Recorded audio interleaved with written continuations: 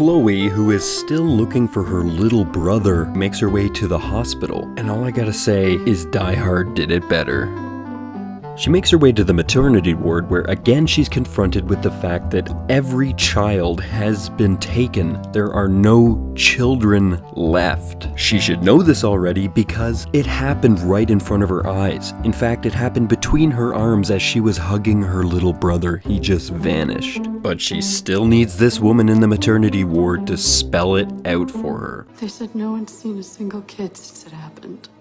Because she's the protagonist, she represents us. Everybody in this movie basically treats her like she's an idiot, ergo this movie treats us like we're idiots. Like we have no idea what's going on. The seal blubber in the driver's seat tells Jackets to go back and check the wing for damage, and uh-oh, it's on fire.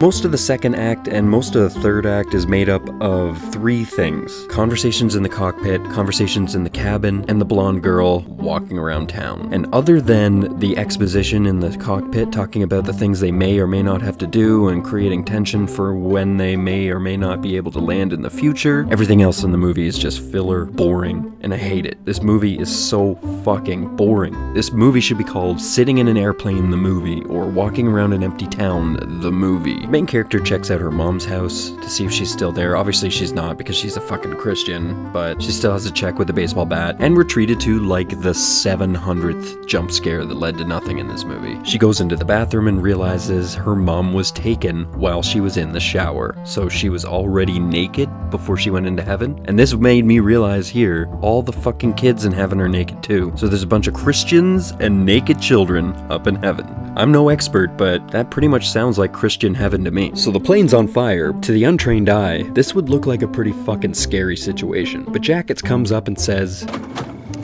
"We're on fire."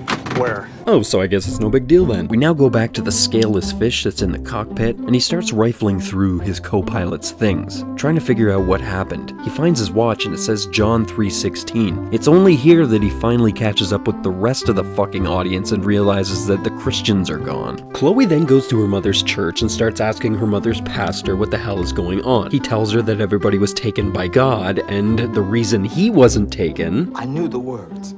I could quote them chapter and verse, but that's not enough.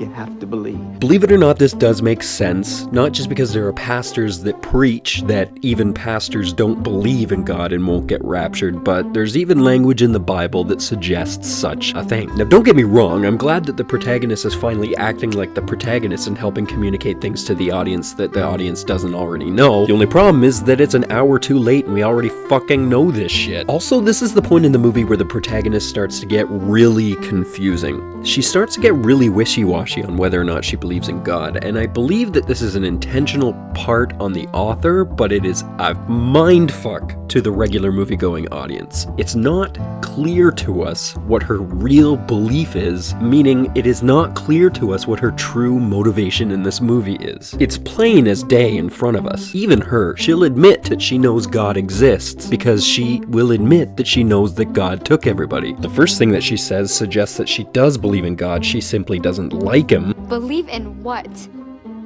In a God that killed my father? A God that grabbed my mother and my brother and rips them out of this world? A God that crashes planes and destroys cities? But then the wording she uses immediately after that suggests that she doesn't believe God exists because he's not the one that was described to her. It's not about what we do. It's about asking for forgiveness. It's about turning our lives Stop around. it! The God my mother talked about would never do something like this. It's clear that in this movie's universe that a God exists, and that this protagonist clearly should know this by now. I have my own theory about why this is done this way, but I'll talk about that later in my closing argument. This scene ends in what is hands down the most confusing statement in the entire movie. Chloe, please, listen to me. Listen to you. Why should I? You didn't even listen to you. Chloe, what the fuck are you talking about? If he had listened to his own advice, then he'd be in heaven right now and you'd have no idea what was going on. But since he hasn't listened to his own advice, he's here to tell you that he was wrong and that everybody else that was right is now in heaven, but you don't believe that he was right, but you believe that what he said before hasn't listened to his own advice. He's here to tell you that but if he was wrong and that everybody else that he was right is now in heaven, but you don't believe. The overstuffed sausage casing in the captain's chair finally gets a hold of somebody at a tower, but the radio tells him that all the runways are full, all the roads are full, there's planes down everywhere, and the whole planet is gone. Again, as the audience, we know this already. Why is this being dragged out so long? We're in the third act already. Guys, we already know this shit! So after an hour of almost nothing happening, Chloe climbs a bridge. They show where half the budget went with this helicopter shot. At the same time, Jackets is trying to reach her on his satellite phone, to no avail. The overstuffed sausage casing in the captain's chair looks over at Jackets and says, "Hey, what are you doing?" Jackets goes, just thinking about boning your daughter." Nicolas Cage goes, "Yeah, man, I don't blame you." You know, I do have to ask, with how much money it costs to actually rent a helicopter and film from a helicopter, do you think they could have maybe taken a second shot? One that wasn't so fucking shaky? Look how fucking shaky this is. It looks like they were dangling the camera off of some rope or something. It's clear that she's gonna kill herself, but she comes around on this whole God thing and starts to pray. She's just about to jump and... oh, and Jackets gets through. That God guy is pretty swell after all. Jacket hands the phone over to the bee sting victim, and for the first time in the entire movie, Nicolas Cage actually acts. And he acts pretty well. I love you more than anything in the world. Me too, Daddy. Me too. I'm so sorry I lied to you and that I wasn't there with you today, but I just really need you to know how much I love you.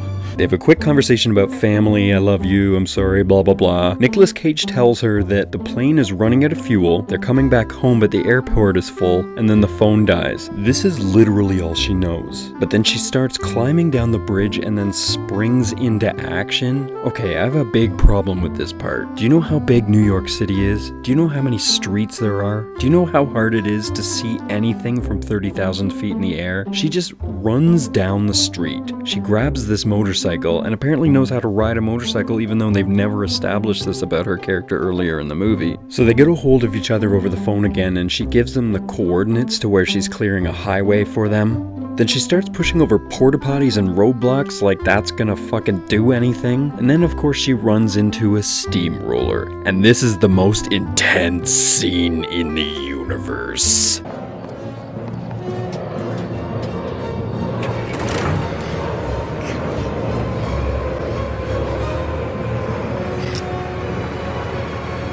You gotta be kidding me. Come on!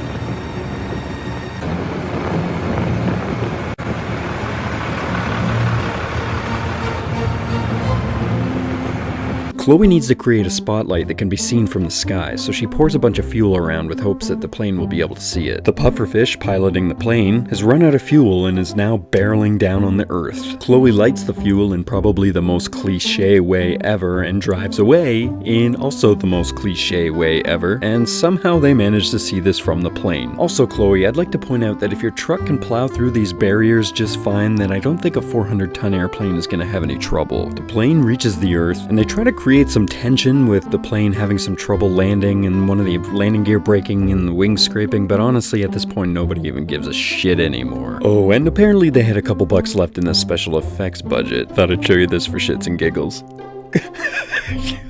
Then Chloe runs into the arms of Jackets, which makes no fucking sense. She's known this guy for like a day, and they only spoke for like, what, half an hour? But whatever, what would a movie be without a love interest, I guess? Then Chloe goes up to Mr. Elephantitis and gives him back his wedding rings. What the fuck is he gonna do with that? His wife is gone, he can't use those now. How's he gonna pick up chicks with that ring on? Looks like the end of the world. No, not yet. I'm afraid this is just the beginning. Oh, really? They're setting this up for a sequel? Oh. So why doesn't this movie work? Number 1, the plot. What plot? Other than a couple of key moments where people are taken, people look for other people, and the plane lands, nothing else really happens in this movie. People just walk around and talk and nothing else happens. Even when you strip away everything that this movie is supposed to be, it fails to entertain at a base level because nothing happens. Number 2. The characters. Almost every single character is completely flawed at a fundamental level. They are two-dimensional, they are stereotypical, and they have next to no character arc. Other than people who don't believe in God or believe in God the wrong way and then change their mind at some point, nothing changes about these characters. They're flat, simple, undeveloped, and they're just there as a way to make a point. The main character, the blonde girl, she's confusing because she clearly doesn't believe in God, or at least that's what they want us to believe, but then she kind of does, but then doesn't, and then she makes arguments like, well, God is bad, but if God is non-existent, then how can he be bad? And it just makes no sense. How can she be the protagonist if we can't even understand her? Because if we can't understand her, then we can't relate with her. Number 3. The director. Sure, it's not the director's fault that the story is bad, but it is his duty as the director to tell us the story in a way that's compelling and entertaining, and it falls flat on every level. The direction was led by Vic Armstrong. He's been in the cinematic industry for a long time. He started off as a stuntman, he doubled for Harrison Ford in Indiana Jones, he was even in Superman, but somewhere along the way, somebody decided that he might make a good director. They were wrong. Sure, he might be technically proficient or at least capable, but he clearly has no idea what goes into a movie to give it heart and soul. I mean, like I said before, he has flat angles, bad direction, bad pacing. It seemed more like he was just checking things off of a list as opposed to giving us a story that he had fleshed out ahead of time. Also, Vic Armstrong clearly isn't a strong enough director for a story that has this many elements, which brings me to number 4.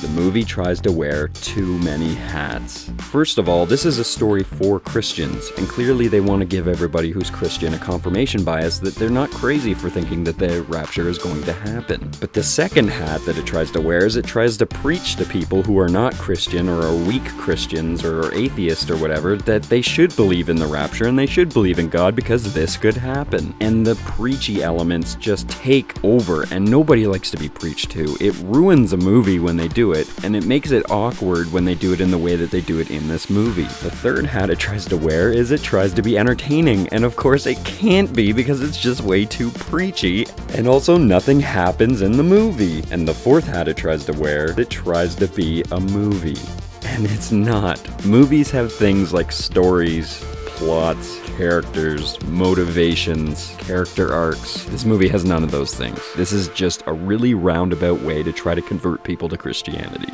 I'd honestly like to say that I like parts of this movie so that I can come back and watch it and laugh at it. Like, for example, the running kid was fucking hilarious, and a couple of the stunts and a couple of the special effects were very poorly done. But unfortunately, this movie is just boring and it's bad. So the rating I have to give this one is it's so bad that it's bad. Avoid a headache and do not watch this piece of shit. So how did I do in my first movie review? Let me know below. Links in the description for part 1, links in the description for the shoutouts, links in the description for my main channel, links in the description for...